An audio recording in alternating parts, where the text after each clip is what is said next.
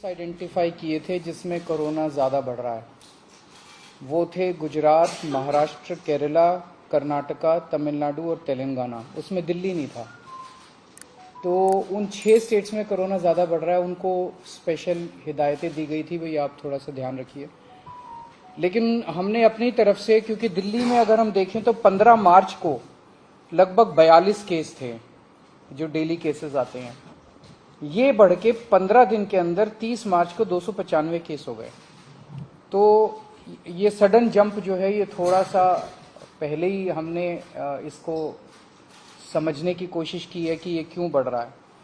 तो 30 मार्च को कल की डेट में 295 केस थे। एक्टिव केसेस अभी तक के हो गए हैं 932 और टोटल टेस्ट्स जो हमने कल किए थे वो थे 2363। वैसे अभी कोई चिंता की बात नहीं है, 295 केस है, लेकिन हम समय रहते जो भी स्टेप्स उठाने की जरूरत है वो उठा रहे हैं। अभी तक टोटल 3 डेथ्स हुई हैं, उनमें 2 डेथ्स परसों हुई थी और 1 डेथ और 4-5 दिन पहले हुई थी। ये तीनों डेथ्स वो हैं जिसमें साइड डिजीज कोमॉर्बिडिटी जो है वो बहुत सीवियर थी तीनों केसेस में। तो ऐसा अनुमान है कि डेथ कोमॉर्बिडिटी की वजह से हुई है और शायद कोरोना इंसिडेंटल था, पर ये कहा नहीं जा सकता। तो जैसे एक केस है जिसमें किडनी का ट्रांसप्लांट हुआ था, वो 2-3 महीने से हॉस्पिटल में एडमिट था और उसकी डेथ हो गई।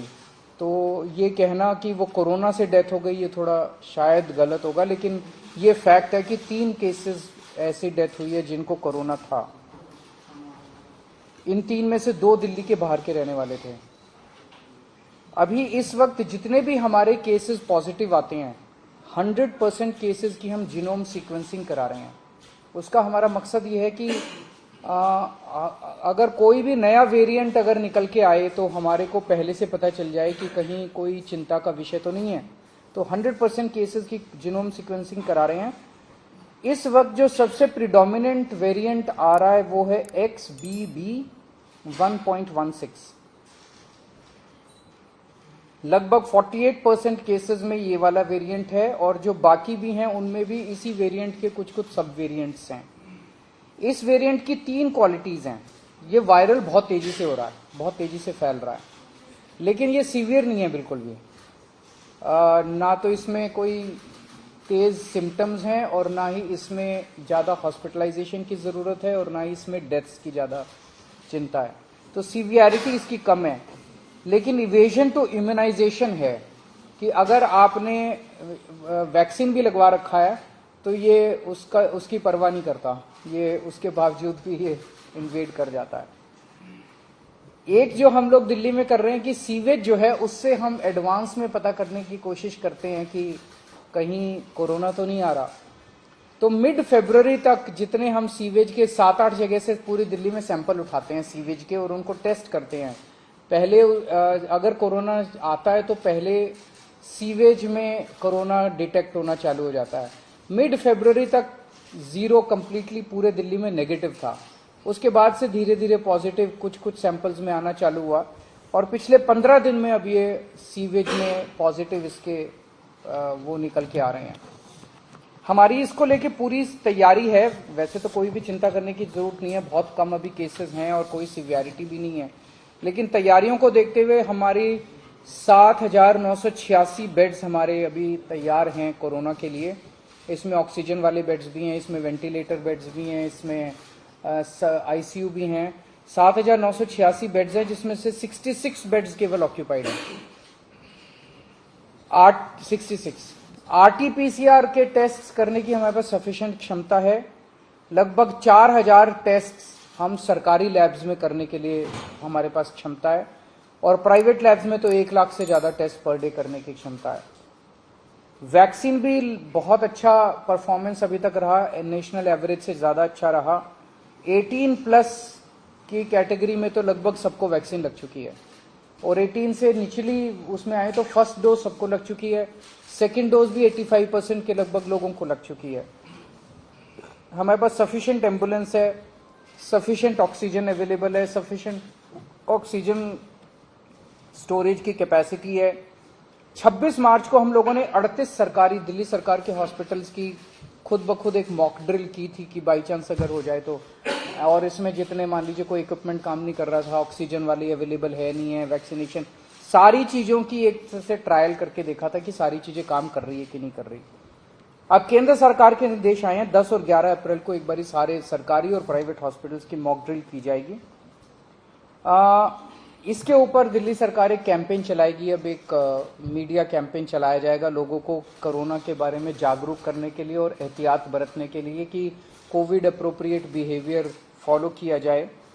एयरपोर्ट के ऊपर 2% के लगभग पैसेंजर्स को रैंडम टेस्टिंग की जा रही है, और जितने भी दिल्ली सरकार के हॉस्पिटल्स हैं सबको बोल दिया गया है कि आइसोलेशन वार्ड्स कोरोना पेशेंट्स के लिए रखे हैं। कहीं ऐसा ना हो कि किसी को बहुत सीरियस, मान लिया आईएलबीएस में किसी को किडनी ट्रांसप्लांट हुआ, उसको कोरोना हो गया, अब उसको कोरोना वाले हॉस्पिटल में नहीं ले जाएंगे हम, वहीं पे अगर आइसोलेशन बेड होगा तो वहीं पे उसको एक अलग वार्ड में कर देंगे, तो उसका कोरोना का, किडनी का भी ट्रीटमेंट होता रहेगा और उसका कोरोना। तो हर अस्पताल के अंदर एक आइसोलेशन वार्ड की तैयारी की गई है। जितने सारी केसेस हैं एक्यूट रेस्पिरेटरी डिजीज वाले, उनमें जैसे ही मरीज एंटर करता है हॉस्पिटल में उसको तुरंत मास्क दे दिया जाता है, उनको 100% उनके टेस्ट किए जा रहे हैं। और जितने इन्फ्लुएंजा वाले लाइक सिम्टम्स वाले पेशेंट्स हैं उनको 5% उनके रैंडम टेस्ट किए जा रहे हैं। तो ओवरऑल दिल्ली में लोगों को घबराने की जरूरत नहीं है, सरकार पूरी तरह से नजर रखे हुए और सरकार पूरी तरह से किसी भी इवेंचुअलिटी को फेस करने के लिए तैयार है। सर, बूस्टर डोज का क्या स्टेटस है? क्योंकि हमने देखा था कि जब कोविड में तो बहुत सारे लोग बूस्टर डोज लगवा रहे थे, लेकिन अब बहुत कम हो गया, इक्के लोग ही जाते हैं बूस्टर डोज। इसका क्या स्टेटस है? सब बूस्टर डोज अब नो लॉन्गर एडुकेटेड और अब जो है नहीं लगाई जाती।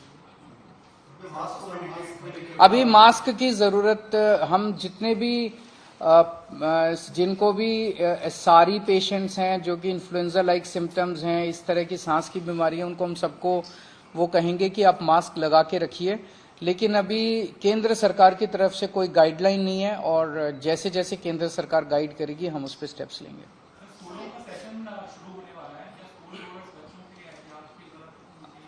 अगर ऐसी कोई जरूरत होगी तो हम समय समय पे करते रहेंगे।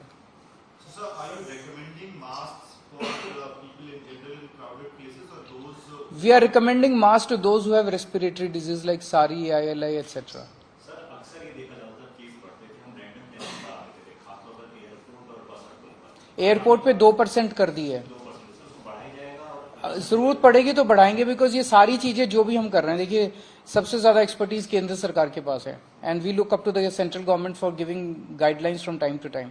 जैसे जैसे केंद्र सरकार हमें गाइड करेगी हम उसको पूरी तरह से फॉलो करेंगे। उसको आपको याद होगा कि डिजास्टर मैनेजमेंट से अलग कर दिया गया था कोविड को, so now this is not being monitored by DDMA और एनडीएमए। Thank you.